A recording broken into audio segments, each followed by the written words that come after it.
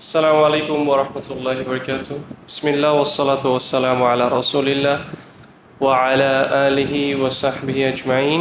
সুম্মা আম্মা বাদ। আল্লাহুম্মা আল্লিমনা মা ইয়ানফাউনা ওয়ানফা'না ওয়ারফা'না বিমা 'আল্লামতানা ওয়া জিদনা ইলমা ইয়া রাব্বাল আলামিন। নিশ্চয়ই সকল প্রশংসা আল্লাহ সুবহানাহু ওয়া তাআলার, যিনি আমাদেরকে তৌফিক দান করেছেন জুমাবারে আমরা এখানে একসাথে হয়েছি।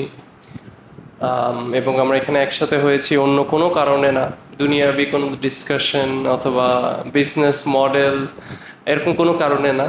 ইনস্টেড আমরা এমন একটা টপিক নিয়ে ডিসকাস করতে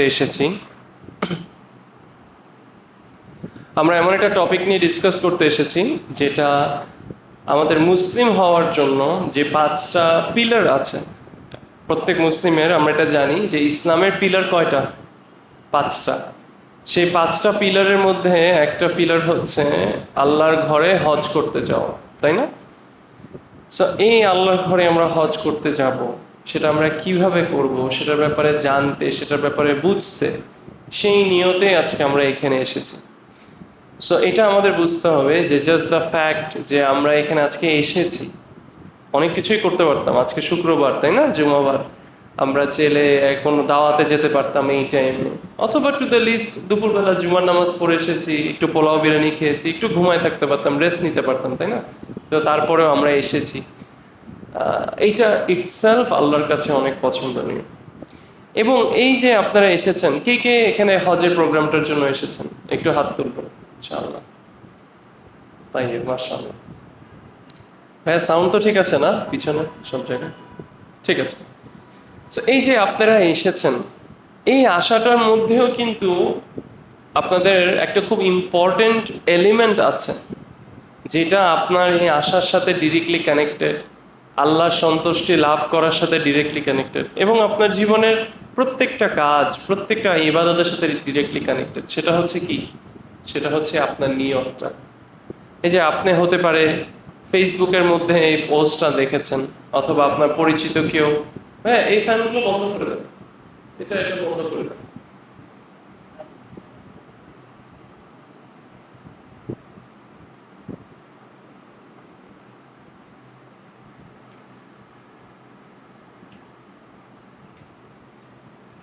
প্রচুর নয়েস, সমস্যা নেই, তারপর অনেক নয়েস।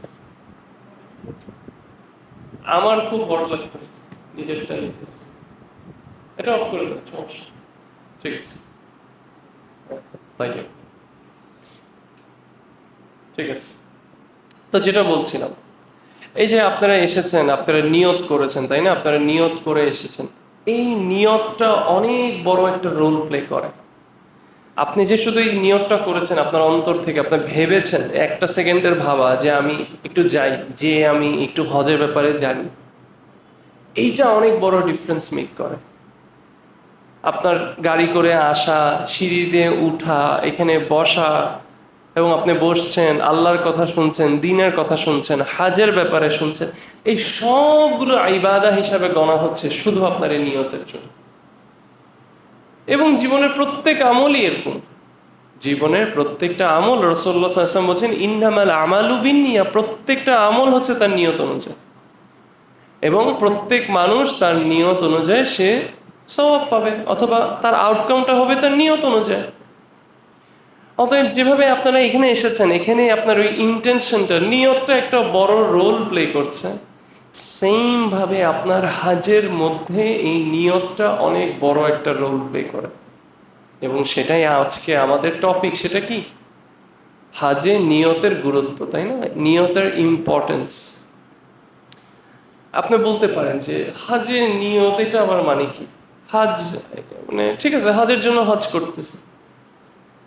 এখানে কিন্তু অনেক গুরুত্বপূর্ণ একটা জিনিস আমাদের বুঝার আছে। কারণ আপনার যদি নিয়তটা ঠিক না হয়, যেমন ওই দিন আমি আমাদের মানে আমি একটা জায়গায় দেখছিলাম, আমি এই কথাটা বলছিলাম যে আপনার নিয়ত ঠিক না হলে আপনার হজটা নষ্ট হয়ে যেতে পারে। তা একজন আমি দেখলাম এখানে বলল যে কি বলেন এগুলো, আবল তাবল কথাবার্তা, এগুলো আবার কে বলছে আপনাকে? হজ করতেছি, হজ কবুল হবে না, এটা আপনি বলার কে? কিন্তু সে আসলে বিষয়টা বুঝতে পারলো না। একটু বুঝেন বিষয়টা। আপনি হজ করতে গেলেন, কিন্তু আপনি এই হজের আপনি প্রত্যেকটা জিনিস সুন্দর করে করলেন, কিন্তু আপনি আপনার মনে একটাবারও এটা চিন্তা করলেন না যে আমি এটা আল্লাহর জন্য হজ করছি। আপনার একদম শুরুতে আপনি যখন হজ করার নিয়তটা করেছিলেন, ওই নিয়তটা করেছেন এই জন্য যে আপনার বয়স হয়ে যাচ্ছে, রিটায়ারমেন্টের সময় চলে আসছে, অথবা আমি রিটায়ার করে ফেলেছি, মেয়েদেরও বিয়ে দিয়ে দিয়েছি, স্বাভাবিকভাবে এটা একটা সামাজিক দাবি যে হজটা করতে হবে, অথবা হজটা শেষ করে নামের শেষে হাজি দিব, তাই না? এরকমই নিয়তে আমি চলে গেছি, এত কিছু আর ভাবি নাই যে হজ কার জন্য করতেছি, আল্লাহর জন্য করতেছি নাকি অন্য কারোর জন্য করতেছি। এইভাবে যদি হয় তাহলে আপনার হজ কিভাবে অ্যাকসেপ্টেড হবে? এবং এটা শুধু হজ না, আমাদের সমাজে অনেক ইবাদত আছে। অনেকেই আছে নামাজ পড়তেছে, রোজার মাসে রোজা রাখছে, তা সারা জীবন সে নামাজ পড়ে যাচ্ছে, সে রোজা রাখছে, কিন্তু সে আবার ঠিকই সে সুদ খাচ্ছে, সে ঘুষ খাচ্ছে, সে খারাপ কাজ করছে, মানুষকে কষ্ট দিচ্ছে। তো আল্লাহ কোরআনের মধ্যে বলছে যে যে সালাহ আদায় করে, মানে সালাহ তোমাকে খারাপ জিনিস থেকে দূরে রাখে, কিন্তু সেই মানুষ দেখতেছি 5 ওয়াক্ত সালাহ পরে আরো খারাপ কাজ করতেছে। এটা কিভাবে সম্ভব? সে সালাহটা আল্লাহর জন্য করছে না, হতে পারে এই জন্য সেইটাকে ফিল করতেছেন, এই সালাহটার এফেক্ট তার উপর আসছে না। অতএব এই নিয়তটা অনেক ইম্পর্টেন্ট একটা জিনিস। আমি কার জন্য ইবাদতটা করছি? অনেকেই আছে সমাজ দেখানোর জন্য হজ করে, নামের শেষে শেষে অথবা আগে একটা হাজি লাগাবে এই জন্য, অথবা সমাজ কি বলবে, রিটায়ার করে ফেলছি, মেয়ে বিয়ে দিয়ে দিচ্ছি, ছেলে বিয়ে দিয়ে দিচ্ছি, বুড়া হয়ে গেছি, হজ না করলে কেমন দেখায়, দেখি করি। অনেকে আছে অনেক হারাম টাকা জমে গেছে, কি করবে এখন এত টাকা দিয়ে? তো বলে একটু হজ করে ফেলি টাকা দিয়ে। সুবহানাল্লাহ। তাহলে হবে না। তাহলে এখানে গুরুত্বটা কি নিয়তের? আপনি যেই মুহূর্ত থেকে চিন্তা করবেন যে আমি হজ করব, আপনার এই নিয়তটা হতে হবে যে আমি আল্লাহর জন্য হজ করি। আমার আল্লাহ, আমার রব আমাকে আমার জীবনে একজন মুসলিম হিসাবে আমার জন্য 5টা পিলার সেট করেছেন, তার মধ্যে একটা পিলার হচ্ছে হজ। তাহলে আমি হজ করব কার জন্য? আল্লাহর জন্য। আর আরেকটা জিনিস বলি, ধরেন আপনি যে আল্লাহর জন্য হজ করছেন না, এটার অনেক ধরনের অনেক দিক দিয়ে আপনি বুঝতে পারেন। যেমন এমন মানুষ আছে তারা হজ করতে চলে গিয়েছে, কিন্তু সে জানে না হজ কিভাবে করে, কোন সময় কি করতে হবে না করতে হবে, চলে গেছে হজ করতে। তাহলে আপনি আল্লাহর জন্য যদি কিছু করতে চান, তাহলে আপনার সেটার ব্যাপারে ইলম অর্জন করতে হবে। আমি আপনাকে একটা উদাহরণ দিয়ে বুঝাই। ধরেন আপনি আপনার বউকে, আপনার স্ত্রীকে আপনি খুশি করতে চান, তা আপনি যে কি করলেন, একদম টকটকে লাল একটা কাপড় কিনে নিয়ে আসেন, কিন্তু আপনার বউ লাল রং পছন্দই করে না। তা আপনার বউ বলবে না যে তুমি আসলে সত্যি তোমার নিয়ত আমাকে খুশি করার ছিল না, আমাকে যদি তোমার খুশি করার নিয়ত থাকতো তাহলে তুমি আমাকে এসে জিজ্ঞেস করতো, অথবা তুমি জানার চেষ্টা করতে যে আমি কোন রংটা পছন্দ করি, আমি কি খেতে পছন্দ করি, তখন তুমি সেই জিনিসটাই আনতা। কিন্তু তুমি জাস্ট ফর্মালিটি পূরণ করার জন্য, তুমি জাস্ট এটা বলার জন্য যে আমি তো তোমাকে গিফট দিছি, সেই জন্য তুমি জাস্ট নিয়ে আসছো আমার জন্য একটা জিনিস। আমি বুঝাতে পারছি বিষয়টা? আপনি যখন প্রকৃতভাবে কোনো কিছু মন দিয়ে কারোর জন্য করবেন, সেটা সাকসেসফুল হওয়ার জন্য আপনি সেটার ব্যাপারে জ্ঞান অর্জন করবেন। এটা যেভাবেই হোক, এটা বই পড়ে হোক, কথা বলে হোক, মানে যেভাবে হোক আপনি জিনিসটার ব্যাপারে জানার চেষ্টা করবেন, জিনিসটা সাকসেসফুলি করার জন্য। নাহলে আপনি করার জন্য করতেছেন, এটা ওইরকমই হবে, এটার রেজাল্ট এরকম ভালো কিছু হবে না। তাহলে মানুষ হজ করে ফেলছে, কিন্তু সে জানে না হজ কিভাবে করতে হয়, সে জানে না তাওয়াফ কয়বার করতে হবে, সে জানে না সাই কখন করতে হবে, কিভাবে করতে হবে, সে জানে না আরাফাতের ময়দানে কয় তারিখে দাঁড়াতে হবে, কতক্ষণ থাকতে হবে, কখন মুজদালিফায় থাকতে হবে, কোন নামাজ কোথায় পড়তে হবে, সে জানে না, কিন্তু সে বলা হজ করতেছে। বাস্তব কথা দেখেছি। তাহলে এখানে নিয়তকে প্রশ্ন করা ছাড়া আর কোনো কিছুই নেই। আপনি এটা কার জন্য করছেন? আল্লাহর জন্য করছেন। আমাদের নিয়তকে আমাদের শুদ্ধ করতে হবে। শুধু এই না যে আপনি এই নিয়তটা শুদ্ধ, মানে মানে আর বেনিফিটস আর কি কি হতে পারে আমি যখন আমার নিয়তটা শুদ্ধ করব? রাসূলুল্লাহ সাল্লাল্লাহু আলাইহি ওয়াসাল্লাম কি বলছেন যে ইন্নামাল আমালু বিন্নিয়াত, তোমার সকল কর্ম হচ্ছে নিয়ত অনুযায়ী, এবং প্রত্যেকটা মানুষ তার নিয়ত অনুযায়ী সেটার ফল পাবে। তাহলে আপনার নিয়তটা শুদ্ধ করার ইম্পর্টেন্স এই হাজের জন্য, সকল ইবাদায়, বাট স্পেসিফিকলি আমরা এখানে যেটার জন্য কথা বলতে এসেছি যে হাজের জন্য, আপনার নিয়তের উপরেই আপনার হাজটা কতটুকু ইজি হবে অথবা কতটুকু কবুল হবে সেটা ডিপেন্ড করবে।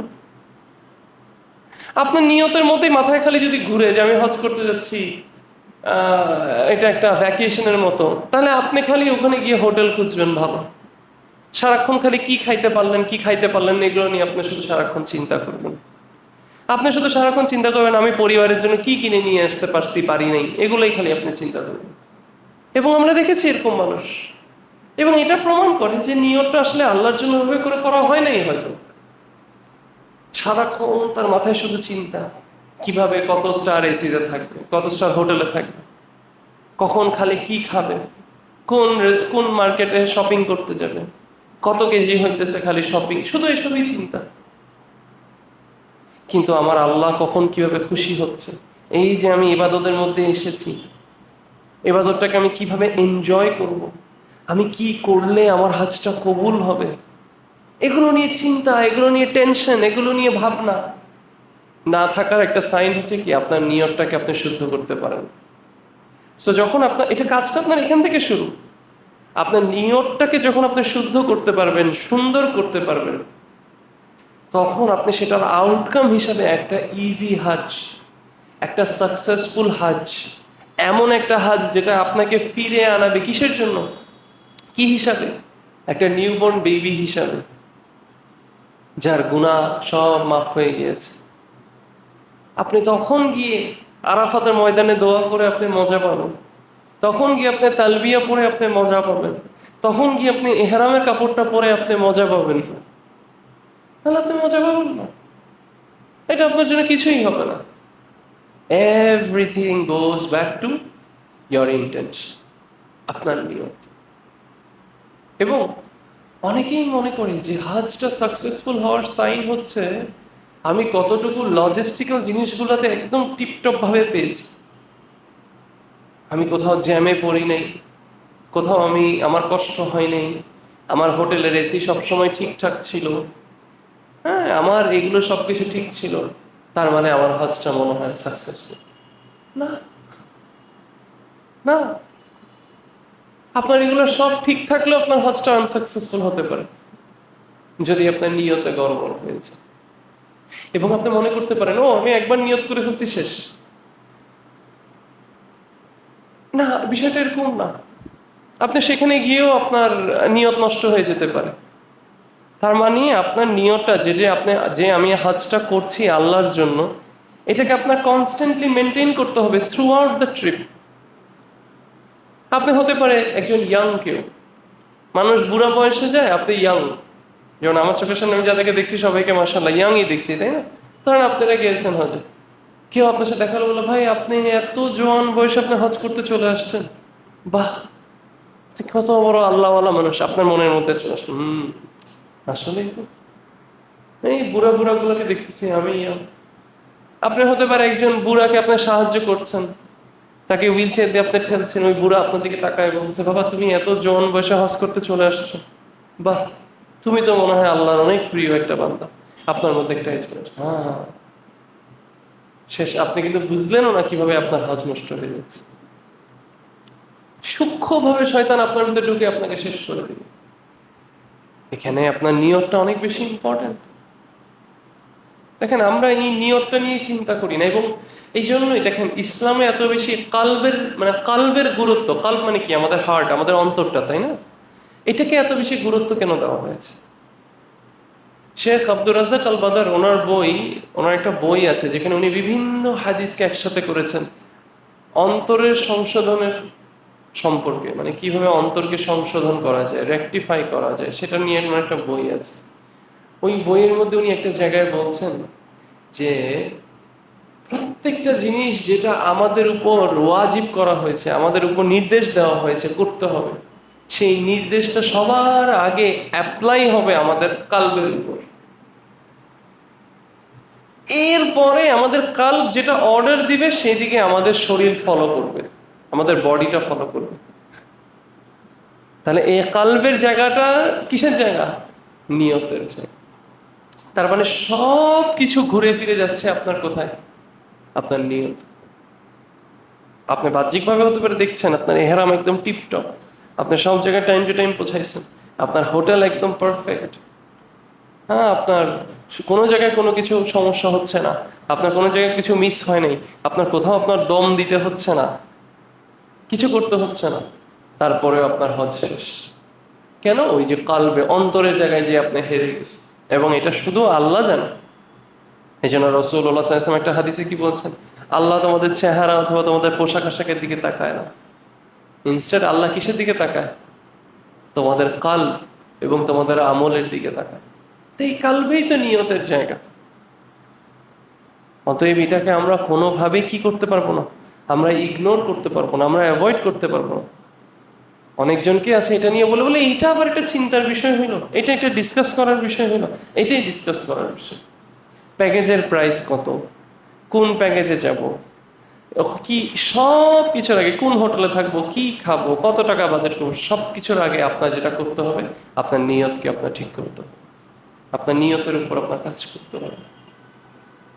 এবং আপনার নিয়তটা যদি ঠিকও থাকে, দেখেন এটার ইম্পর্টেন্সটা কত বেশি। আল্লাহ কিন্তু এমন করে বলতে পারতেন যে যে হজের প্যাকেজ টাকা দিয়ে কিনে ফেলছে সে কোনো কারণে হজ না করতে পারলেও তার হজ একসেপ্টেড, তাই না?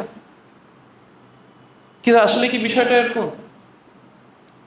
আপনার ইন্টেনশন যদি ঠিক থাকে, আপনার নিয়ত যদি ঠিক থাকে যে আমি আল্লাহর জন্য হজ করব, তাহলে আপনি পেমেন্ট না করলেও, আপনার ওই সামর্থ্য না হলেও আপনি হজ করার সওয়াব পাবেন ইনশাআল্লাহ বিদিনিল্লাহ, কারণ আপনার নিয়তটা ছিল হজ করার।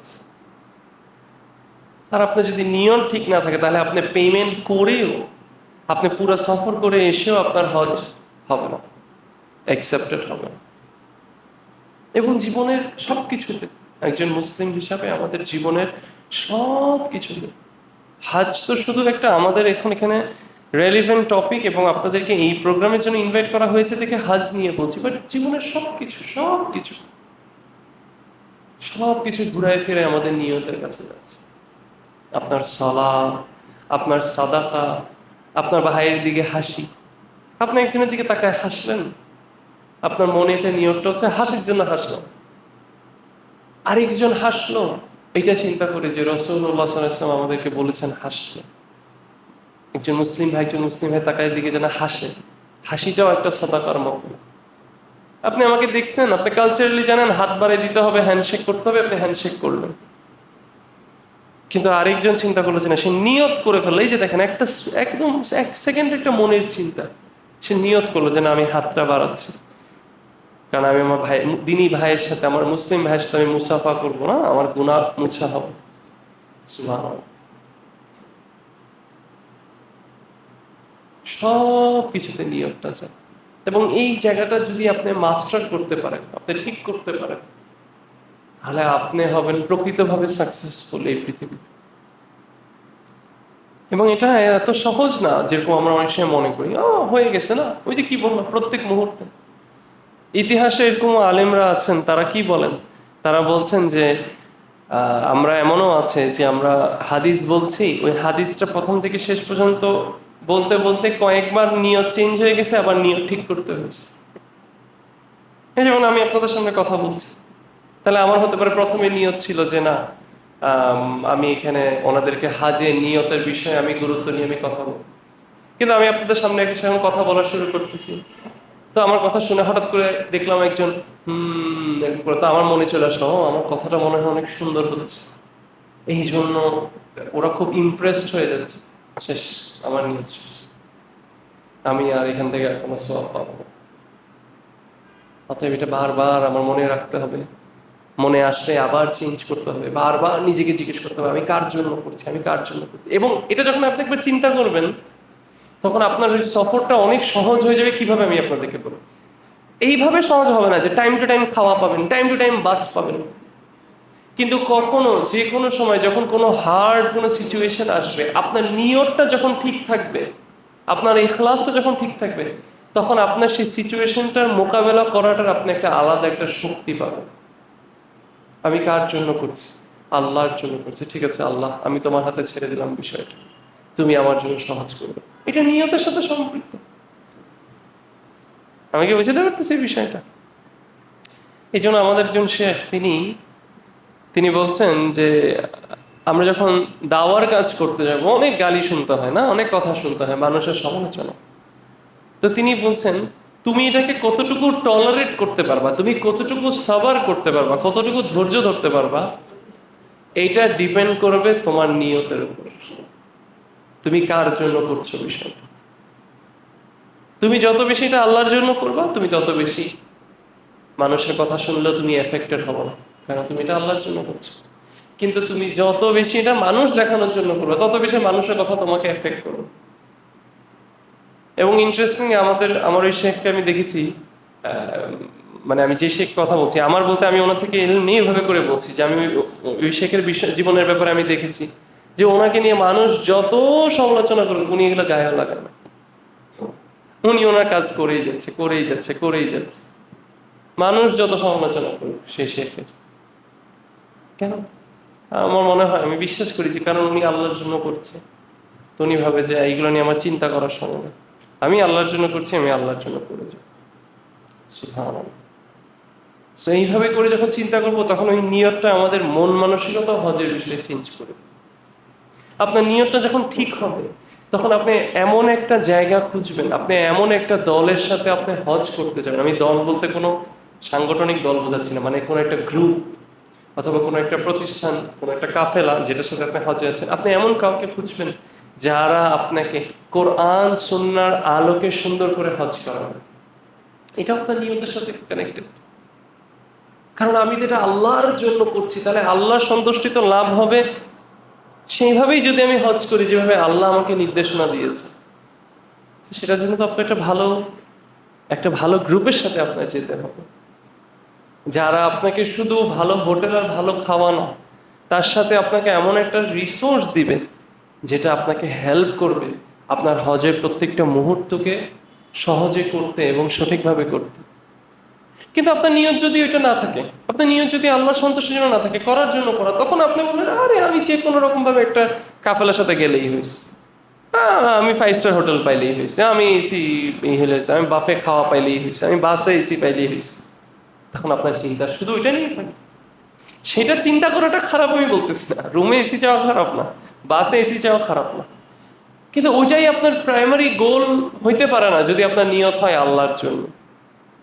সেটা আপনার প্রাইমারি গোল হবে যদি আপনার নিয়ত আল্লাহর জন্য না। অতএব এই জিনিসগুলো আমাদের ভাবার বিষয়। আমরা আমাদের টাকা জমানোর আগে, আমাদের টাকা জমা দেওয়ার আগে, আমাদের অন্য যে কোনো প্রিপারেশনের আগে সবার আগে নিজেকে প্রশ্ন করি যে আমি কার জন্য হজটা করার নিয়ত করছি। আমার রব আল্লাহর জন্য, আল্লাহর সন্তুষ্টির জন্য? যদি হয় হ্যাঁ, আলহামদুলিল্লাহ। যদি হয় না, তাহলে নিজেকে সংশোধন করে ফেলি এখনই। একবার যখন নিয়তটা ঠিক করে ফেলবেন তখন অটোমেটিক আল্লাহ আপনাকে বাকি সব জায়গায় গাইড করবে ইনশাআল্লাহ। কারণ আপনি তো আল্লাহকে বলছেনই আল্লাহ আমি তোমার জন্য করতে চাচ্ছি। তখন আপনি যখন দোয়া করবেন, এ আল্লাহ তুমি আমাকে সহজ করে দাও। আপনার যদি টাকা না থাকে, আল্লাহ তুমি আমাকে টাকা জোগাড় করে দাও। আল্লাহ তুমি আমার সেভিংসটা জোগাড় করে দাও। আল্লাহ তুমি আমার পরিবারকে দেখার মতো একটা ব্যবস্থা করে দাও, যাতে আমি না থাকলে তারা ঠিকঠাকভাবে থাকতে পারে। সব আল্লাহ করে দিবে। কেন? ওই নিয়তের বরকত। সব কিছু শুরু হয়, আমরা সবকিছু মনে করি সবকিছু শুরু হচ্ছে পকেট থেকে, মানি ব্যাগ থেকে। না, সবকিছু শুরু হচ্ছে আগে কাল্ব থেকে, এবং কালবেই কার জায়গা? নিয়তের জায়গা। অতএব এই নিয়তটা আমাদের সংশোধন করতে হবে সবার আগে।